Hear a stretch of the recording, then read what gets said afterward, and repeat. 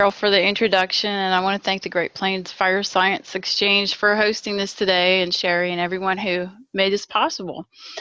So, as you all know, we are going to be talking about using fire to improve deer habitat or create deer habitat in the southern Great Plains.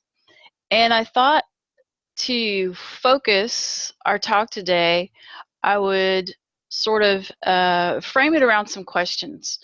And so these are the questions we're going to try to answer today. First of all, how much woody browse is optimal, makes optimal deer habitat, and can prescribed fire help me get to that point? What are the effects of fire on browse and forbs? Does it matter what time of year I burn? What prescriptions for weather and firing techniques should I use? What are the pros and cons of using fire for managing habitat? Oh, and I want to just keep this very informal, so anytime if you have some questions, just go ahead and type your question in, and we can take questions as we go. All right, so I thought it would be good if we looked at the historic fire return interval. This map is a Forest Service product, and if we focus on the Southern Great Plains, I wanted to bring up Southern Great Plains as well to show everybody what it is that we're looking at. If you can see this dotted line right here, this separates the Central Great Plains from the Southern Great Plains. So what we're talking about is going to focus on the eastern part of New Mexico, western part of Oklahoma, and much of Texas, the high plains, rolling plains, and into the hill country. So if we look at these areas over on this fire regime map, you can see much of that is covered by this darker tan, which is the stand replacement fire, 0 to 34 years. Some of it is this pink color, also stand replacement fire, 0 to 34 years. And then the lighter tan that you see in the riparian areas is the mixed severity fire, 0 to 34 years, because there would be some trees in there, and it might the riparian areas may not burn as severely as these stand replacement fires. I think that's a good place for us to start, but I also think that we have some indications that fire would have been even more frequent. And instead of thinking of it maybe as, once every 0 to 34 years, maybe closer to 5 to 10 years. If you look at that's what Wright and Bailey indicates, and some other sources as well, because we know when we go much longer than that, we get a lot of woody brush encroachment. So, speaking of woody brush encroachment, this is going to be part of the focus today, because we have this proliferation and expansion of the invasive plants, and mostly we're talking about woody plants out of the native groups, and it's resulted in the degradation of millions of acres of wildlife habitat, particularly in what used to be the tallgrass prairie, where there is plenty of moisture to support those woody plants, but even into the mixed grass as well. So we use a lot of brush management in rangelands for a variety of purposes, and one of them is maintaining high quality habitat for wildlife. And so that's going to be a little bit of the focus today, is managing that brushy, woody component. So our first question, how much browse do we need for deer habitat? And as you can imagine, there's not a universal percent cover for optimal browse. It depends on some things, as everything in fire does. We can almost answer any fire question with "it depends," right? So it depends on the woody plant species composition and the structure of those species. How tall are they? Single stem, multi-stem, etc.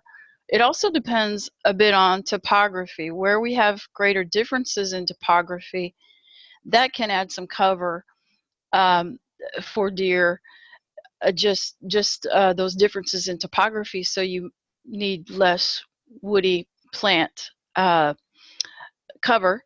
And then where we have high human disturbance, we need probably more woody cover. Where we have less human disturbance, we can get away with less cover. But generally speaking, and I'm citing a book often that is a 2006 book by a couple of my colleagues here at the Cesar Kleberg Wildlife Research Institute, Tim Fulbright and Alfonso Ortega. They published a book called White-tailed Deer Habitat, Ecology and Management on Rangelands. So that's what I'm citing here. And they indicate that if we have 60% woody cover or less at the landscape scale, that is usually sufficient, that allows for sufficient herbaceous ground cover for deer to feed. But within that, you know, even though we want, overall, we want less, 60% or less, for optimum habitat, part of that cover will be really dense. It will have patches of woody plant species that are 85% or more canopy cover, and it needs to be diverse. We don't want just one woody plant species making up the entire overstory. In fact, their research indicates that where you have 18 or more woody plant species, that's optimum woody browse. Those really thick areas, those really dense patches of woody plant cover are going to be used by the mature males year-round for hiding cover, and by the females with fawns during the summer. And you can see this little picture of a couple of fawns that have been hidden by mom in a woody area. So we've got open areas, but also in those open areas, we need to keep some tall single-stemmed trees, because those really provide good thermal cover during hot summer or cold winter days. And you can see some animals here hanging out in the shade of a tall woody plant. Excuse me, a tall mesquite tree. Drainage areas, we want to keep them lined with woody plants. It not only protects your watershed, of course, but it provides deer a place to travel and cover while they're accessing the water. But we've been focusing mostly on browse, and browse also provides food. So let's switch over to food here for a moment. We know that deer are ruminants and they're browsers. They want to eat plants and plant parts that are easily digestible. They have easily digestible cell components. Forbs are their preferred food source. And we know that because if we look down at the pie charts on the bottom, those are charts of white-tailed deer diets by season. And if we start over on the left with spring, when the forbs are really green and nutritious and palatable, and so is the grass, the forbs make up a little over 50% of white-tailed deer diet, and the grass almost 15%. But as we transition through the seasons, as we go to summer, forbs, or excuse me, browse is making up a little bit more. It's in the high 50s, again in the mid to high 50s in the fall, and as close as 65% of the diet in the winter is made up by browse. And you know, that's because those forbs just aren't as palatable and nutritious during those times of the year. So we really need a diverse area that has both browse and forbs. And when the forbs are less abundant, that browse then is going to become more important. For those woody browse species, when we burn, we usually improve the nutritional content. That is, we increase the crude protein. We also increase the phosphorus of the forage. We improve the digestibility. And this effect, though, is short-lived in rangelands. It usually only lasts 1 to 3 growing seasons. That depends on rainfall. So I like to show this picture because this is a picture of a great fence line holding in some juniper here, and you know, we can see one landowner here has just given up on juniper control, and one landowner over here on the right is really trying to keep the juniper encroachment at a minimum. And it might be the same landowner who's just providing different areas for wildlife. But if we think about this area here on the left, what it must look like inside, it's a very closed canopy, and there's got to be extremely little sunlight reaching the ground, so there can't be much in the way of herbaceous plants. It's probably also difficult for travel. It makes nice cover, nice hiding cover, but it might be difficult for animals to travel through. They'll have the forbs and the herbaceous plants out here in the open, but this is probably too closed.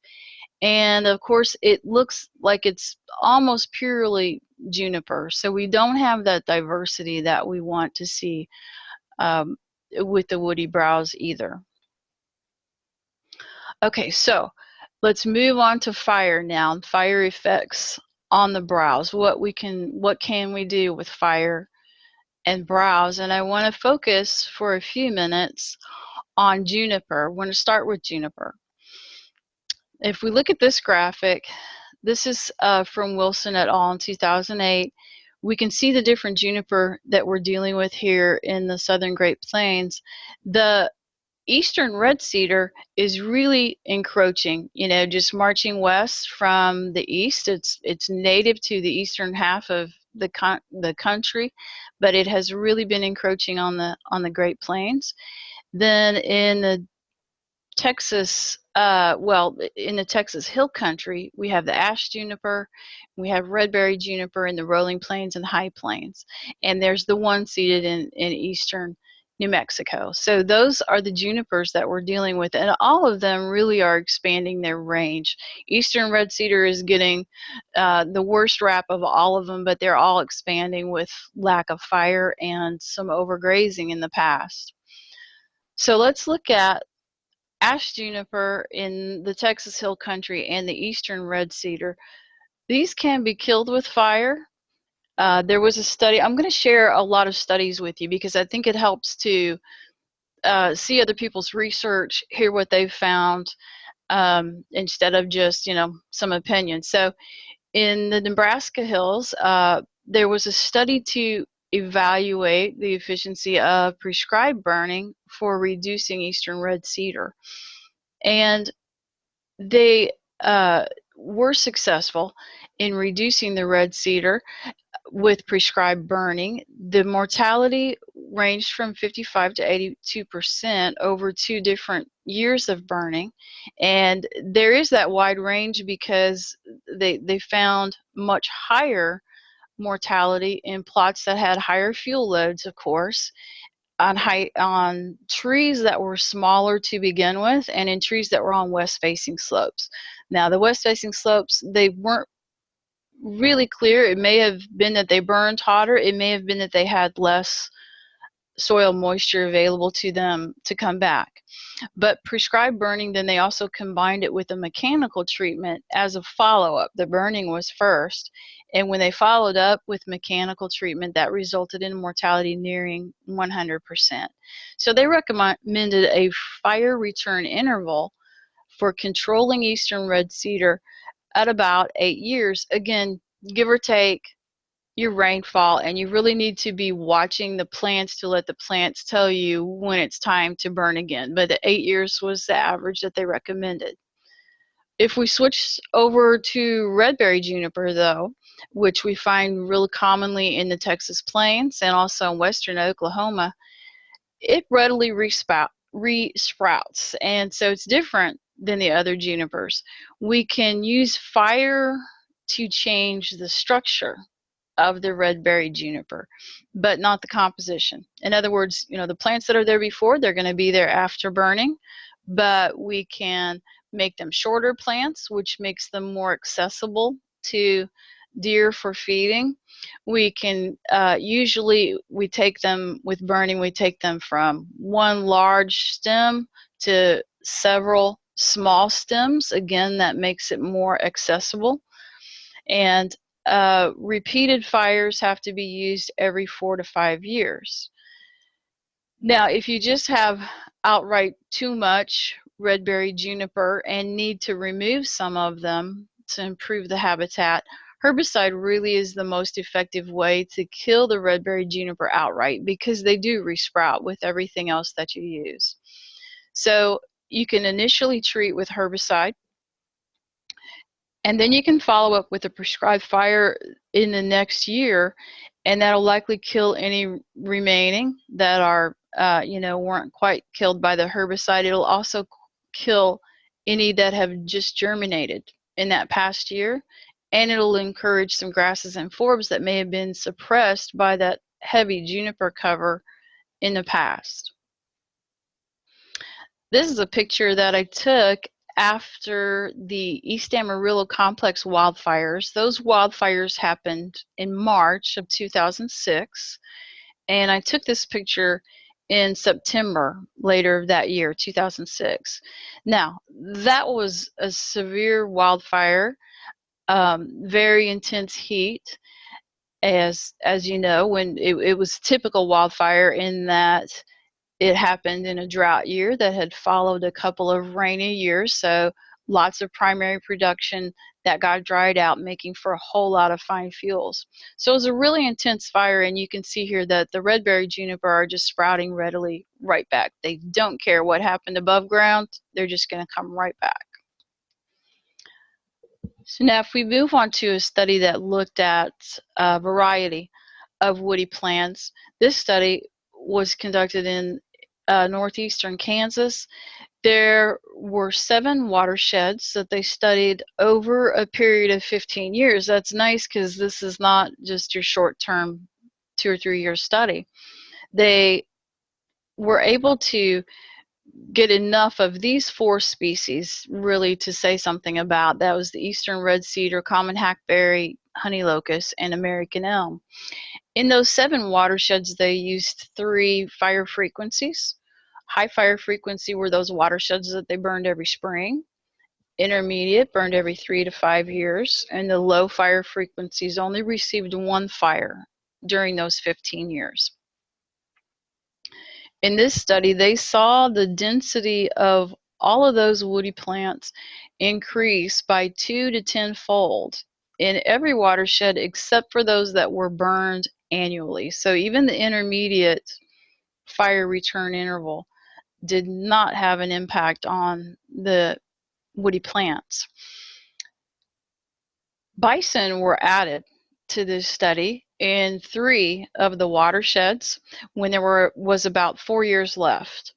And in those 3 watersheds, they found that woody plant abundance increased by 4-fold and 40-fold, respectively, in the intermediate and the high burn frequency just within those 4 years. So the researchers felt that the bison had reduced the fire intensities in those areas by reducing the fine fuel load, so fire didn't have the effect that it had had before the grazers were put in there.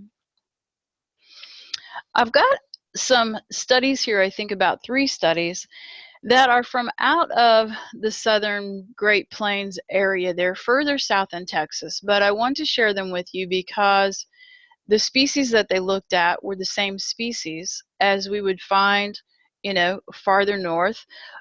And the big thing is they were looking at using fire specifically for the purpose of improving deer habitat, and some of them also include the effects of the deer browse after burning. So I think they apply even though they're a little bit out of our area, geographic area. So this first study looked at shrub mortality after summer fire, and they were asking the questions, how does structural characteristics of shrubs before burning affect their survival and regrowth after a summer fire? And does browsing after fire increase the mortality of palatable shrubs? Again, this was in southern Texas at the Welder Wildlife Refuge. They looked specifically at Huisache and spiny hackberry. And again, the burning was conducted in the summer. After burning, half of the shrubs, half the shrubs were protected from browsing, and then half were not. So they found that there was very little mortality of Huisache or spiny hackberry, either one. Of course, we know that those are resprouters. The shrubs that were taller were more likely to survive the fire than shorter shrubs. Taller shrubs and shrubs with more stems before they were burned were also taller and had more sprouts after burning. And so shrub mortality, the number of sprouts, the height of the sprouts, total plant height, and the biomass of the plants that were browsed after burning, that was no different to the shrubs that were protected from browsing.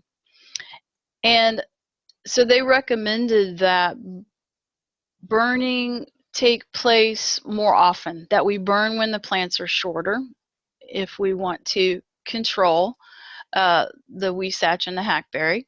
We burn when they're shorter because that's going to be more effective at maintaining the shrub suppression, and that the deer will feed on the immature browse because, again, it's more palatable, it's more nutritious, it's more accessible.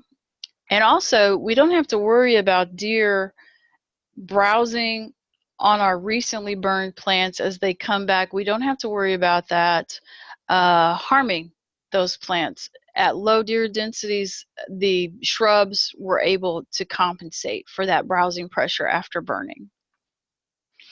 And this is a photo that they took just 2 days after one of those prescribed fires, and you can see the soil is really dry. The soil is cracked. It's so dry. But the Huisache is sprouting right back because it's coming back from those stored carbohydrates and resources that it has in the roots. Oh, here's another study, and they used mechanical clearing before burning to look at deer response. Aeration is the mechanical treatment that it was used, and it's just a big drum that you pull behind, and it smashes up. Basically, it just smashes up all the woody plants above ground. It breaks them up. They have to regrow, and it increases the herbaceous forage because that overstory is gone.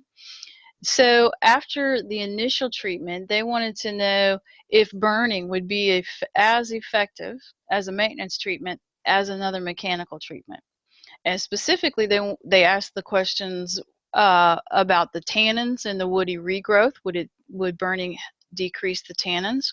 Would it increase the forb biomass? Would it increase the deer utilization? Now, this took place at the Chaparral Wildlife Management Area, and deer densities were low, again about 12 hectares per deer. There were 10 study plots, and they were aerated during spring. Then a year and a half later, in September, half of those study plots were burned, half of them were aerated again. And they compared standing crop of browse, forbs, grasses, and succulents between burned and non-burned. There was no difference there. There was no difference also in the protein precipitating tannins in the browse, and there was no difference in deer usage between those two follow-up treatments. And based on the deer use and the forage biomass response, those two treatments a year and a half after the initial mechanical treatment had similar effects on white-tailed deer habitat. So they recommended prescribed burning because it's so much less expensive than aeration and really any mechanical treatment that you can choose. It's incredibly less expensive than some of them, and prescribed burning was recommended as a follow-up for these aerated shrublands. This one is another one that used a mechanical treatment first and then fire, and they were looking at regrowth, and now the defense that the shrubs have in their with their spines. So the questions they were asking: what effect does fire have on the spines and the tannin content of the shrub sprouts after burning? And they used mowing first as a mechanical treatment and burned afterwards. The specific questions were: what does burning do to the shrub height, the spines, the tannin content? What's the nutrient and fiber content of those sprouts? What's the utilization in the burned versus the non-burned? This was also done at the Welder Wildlife Refuge. It was mowed in March and then burned later that same year in August. And after burning, 15 plants of each species were caged to protect them from browsing. 15 were left uncaged. They were looking specifically at honey mesquite and spiny hackberry. They found that in the mesquite, there was the thorns that regrew on the burned mesquite were almost 95% shorter than the non-burned plants, so that's a really good response. The burning made no difference, though, in size of the spiny hackberry thorns. As far as tannin levels are concerned, sprouts of both species in the burned plants had similar tannin levels to the non-burned plants at 6 and 12 weeks after burning.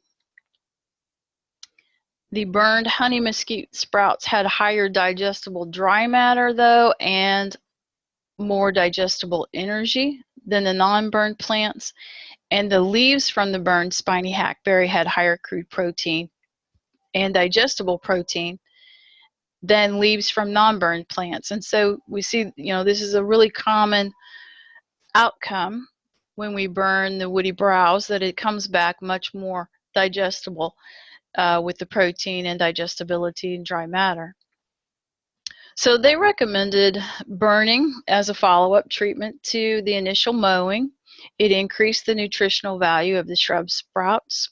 It also decreased the physical defenses, and it suppressed the growth of the shrubs that have low palatability to white-tailed deer. So those might not have been preferred shrubs before burning because of their defenses and their palatability, and so those things were improved with burning.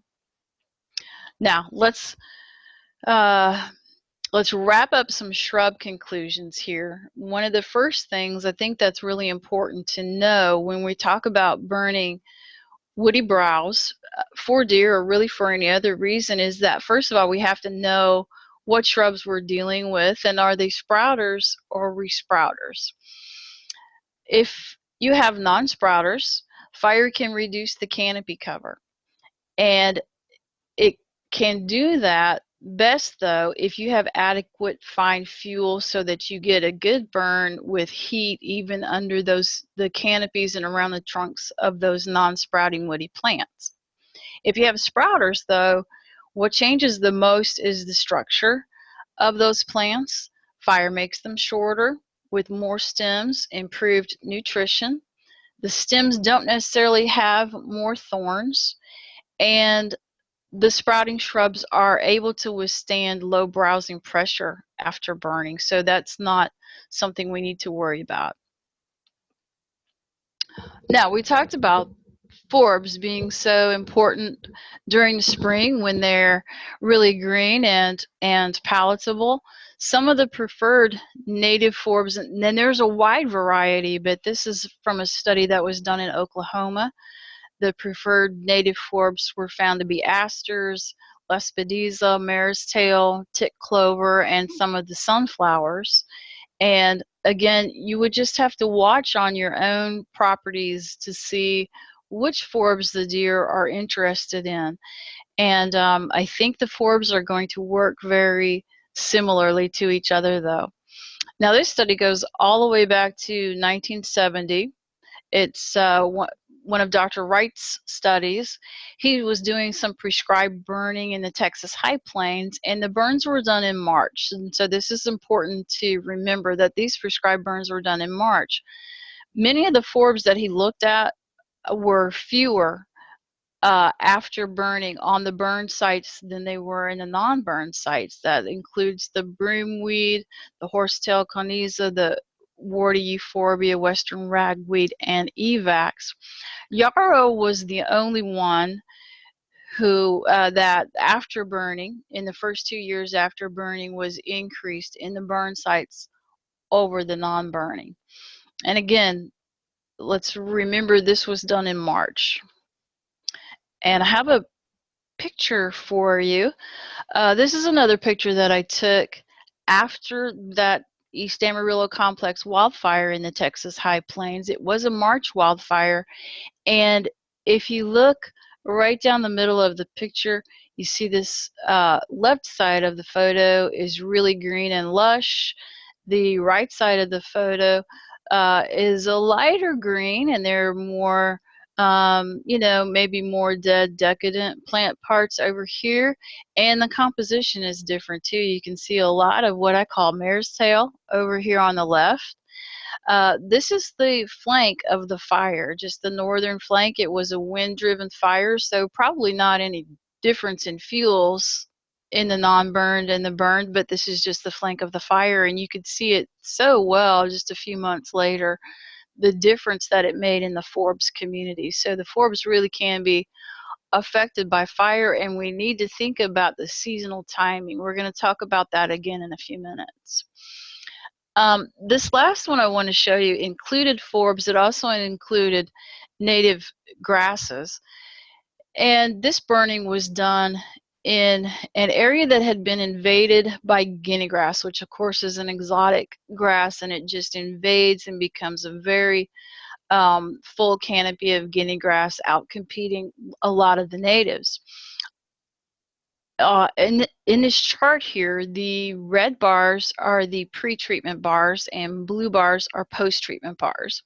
And then if we start here on the very left, BG is burning and grazing, burning plus grazing. So you can see a big difference when we add grazing to burning in the richness of the native species.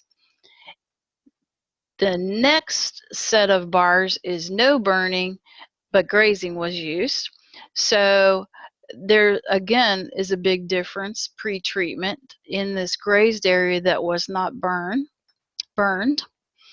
The next set of bars is burning, but there's no grazing. And in the burning and no grazing, we really don't see any difference between that and the control set. And so this really shows us that when we have some of these highly invaded sites by exotics, by the guinea grass or overall blue stems or something, sometimes fire is not going to do the trick for us. We may have to use fire in combination with something that we might not really consider, usually grazing or some other treatment. So let's talk about a prescription really that will help us to increase the forbs and also improve the woody browse, and that's going to start with the time of the year. Now, it's important to think about what are the plants doing during the time of the year that they get burned. I think this is when we see seasonal differences in burning. I really think that it's because of what the plant is trying to do at the time that it was impacted. And so during winter and early spring, you see the forbs are in their rosette stage or their seedlings, and they haven't, had time to mature yet, that they're going to do later on in the spring. If we burn during this time, we're going to lose that whole generation of forbs. So burning at this time will probably reduce our forbs.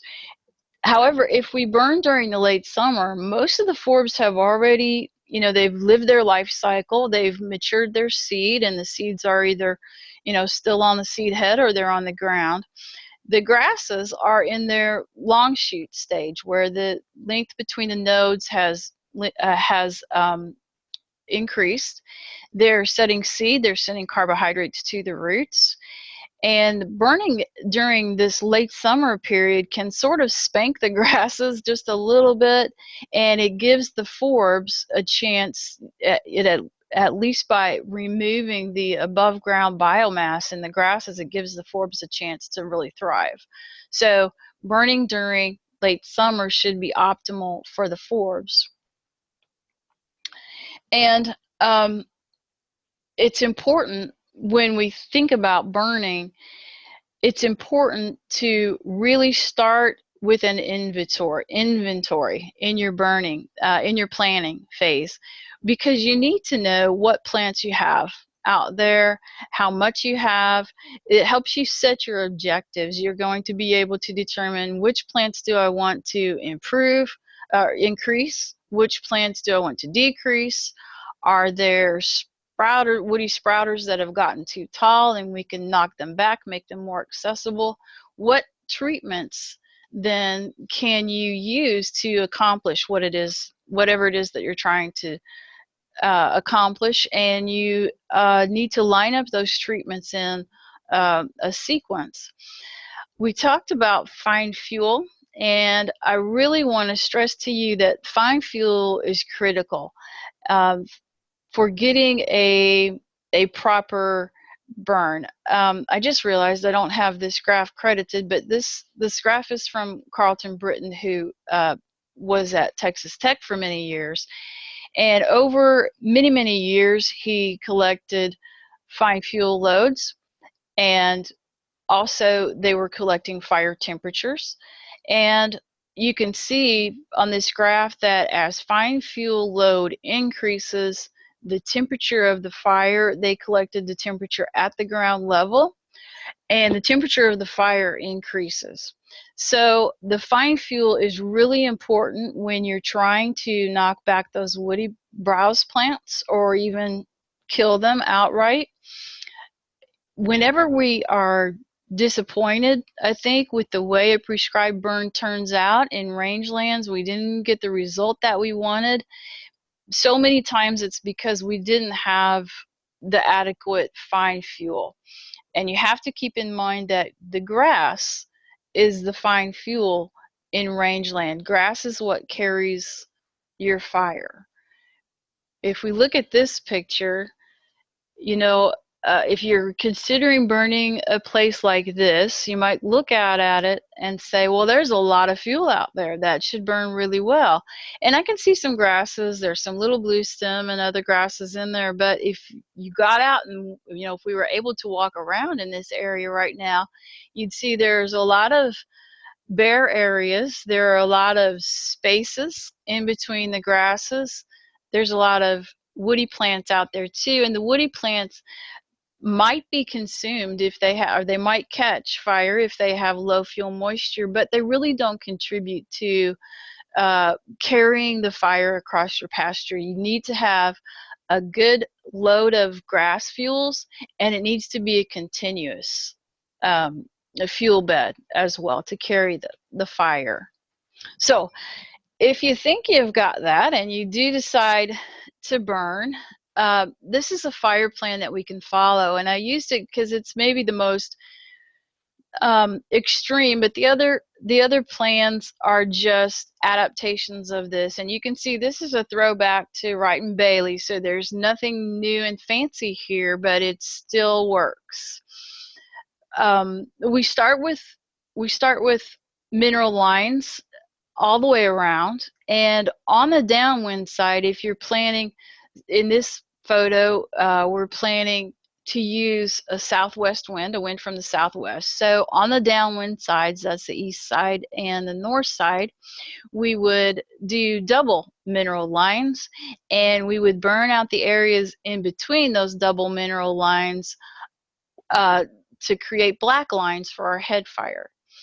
Black lining conditions for any type of rangeland vegetation that you have, the black lining conditions are the same. We follow the 40-60 rule. That means your relative humidity should be between 40 and 60%, your temperature between 40 and 60 degrees, and winds less than 10 miles an hour. The thing that's different about the juniper, anytime you have juniper in your burn unit, you want a really wide black line. So we've widened this black line to 500 feet. If we only had grass fuels in here, we could go as narrow as 100 feet wide for the black line area, but the junipers are highly volatile, so they would easily spot over something that was only 100 or 200 feet wide. So if you've got a mix, anytime you've got, you know, a little bit of juniper in here, you've got a mix of juniper and grasses, you can sort of interpolate. If you don't think you need to go the whole 500 feet, maybe 400, 300 feet would be good. So you've got this burned out for your black lines, and to burn out black lines, you just walk 4 or 5 torches beside each other. Now, if we've gone 500 feet apart, we might even need 6 or 8 torches walking beside each other, walking into the wind to burn out these areas under this condition. And then you're looking for your head fire day. And the head fire day is going to be drier, between 25 and 40% humidity. It's going to be a little bit warmer, and you can handle wind speeds up to about 15 miles an hour.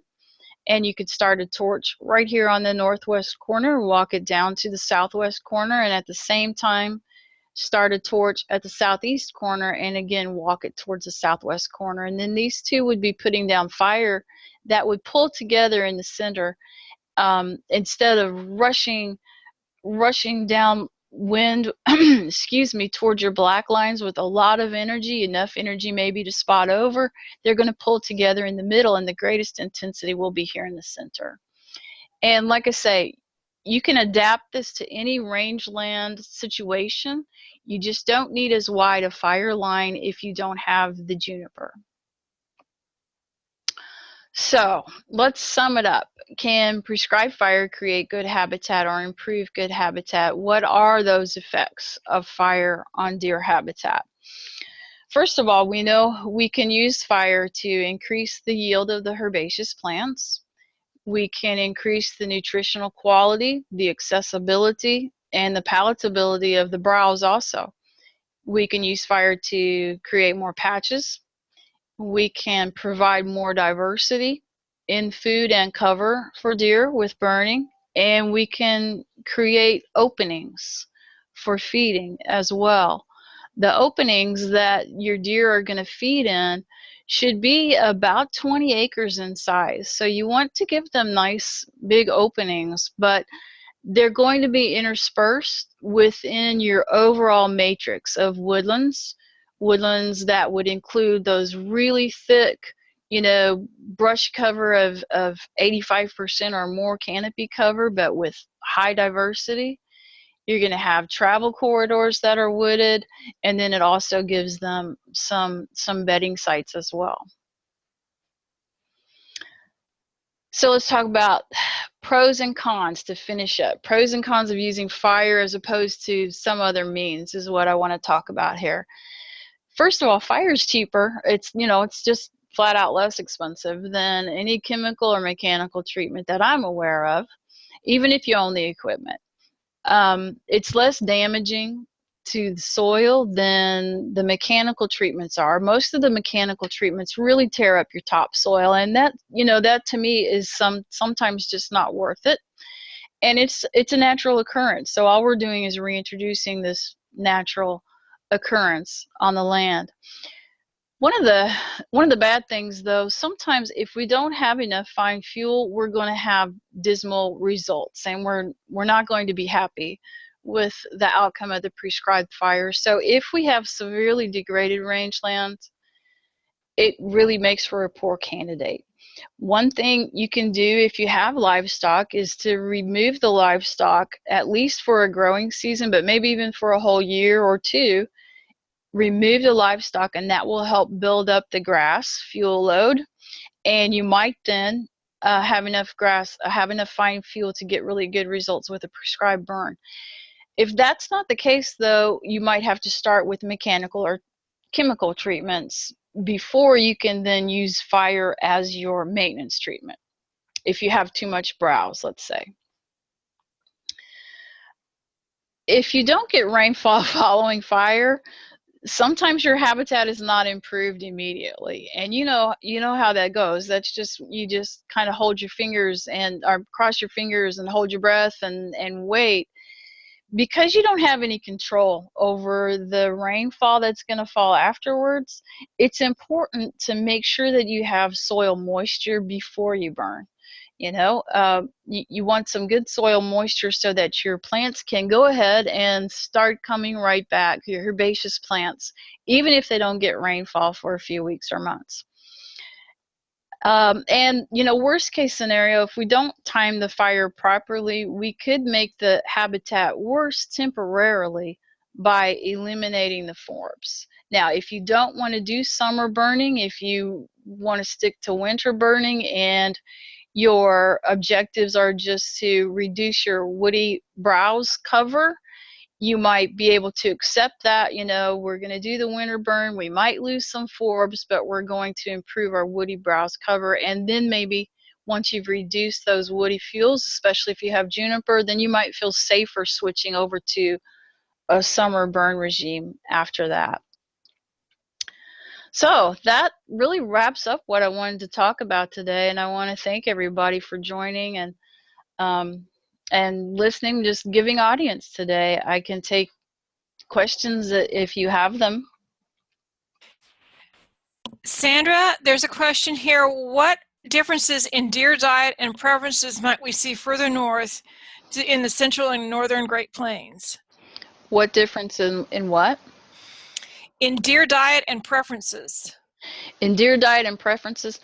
In going any farther north than Oklahoma, I had a hard time finding any data, but the studies that I saw from Oklahoma about the forbs showed that the deer diet and the preference was really similar to those pie charts that I showed early on with the from the Texas Extension Service, where they are very much preferring the forbs in the spring when the forbs are green and palatable and nutritious, and then they switch over to browse after that.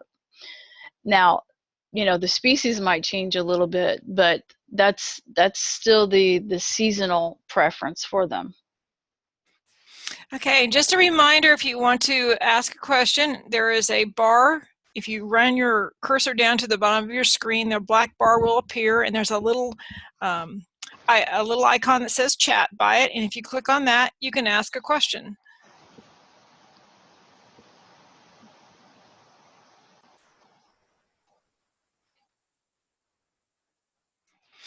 And we have another question. How do landowners view the proportion of woody plants? And I think what's meant here is, what kind of proportions does a landowner think is necessary between woodlands and grasslands, and what is ideal? Well, you know, I don't have any data on that, and the scientist in me wants to, you know, have data before I talk about something. But I really kind of feel like a lot of times landowners think that the more cover, the better. And I don't think that's the case. Yes, we need those patches that are really dense. Those are good for the males and the females with fawns, of course, to hide in. So it's important to have those patches that are thick.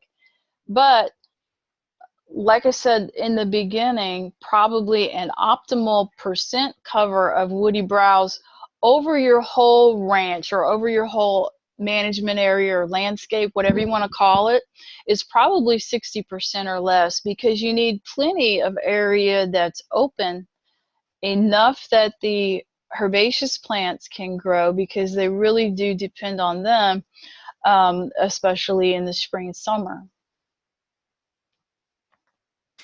Okay, we have another question. What percentage of cedars and junipers should you leave on a property for deer habitat?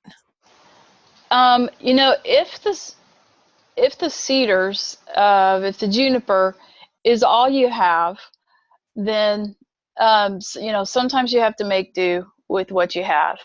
And if it's all you have, I would say to go ahead and try to have, you know, your thick brushy areas, and then your up to 60% cover of just the juniper, if that's all you've got. If you can try to encourage some hackberry, some, just anything else that you may have. If you can try to encourage those to come in. We know that the more diverse an area is, the more usage it receives from deer also.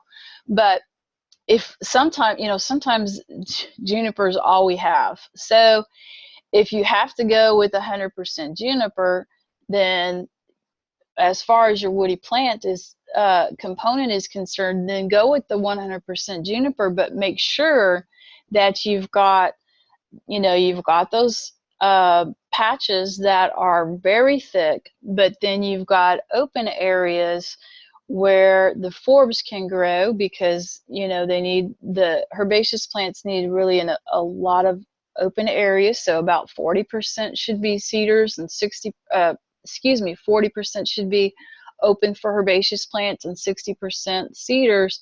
And within those cedars too, make sure that sometimes it's just a single stemmed plant that's out in the middle of the open, so that they can have some shade on and off as they're browsing in the open area. So worst case scenario, if you had to just go all juniper, you could just make sure that it's not a completely closed canopy across the entire landscape, and have about 40% open for herbaceous plants.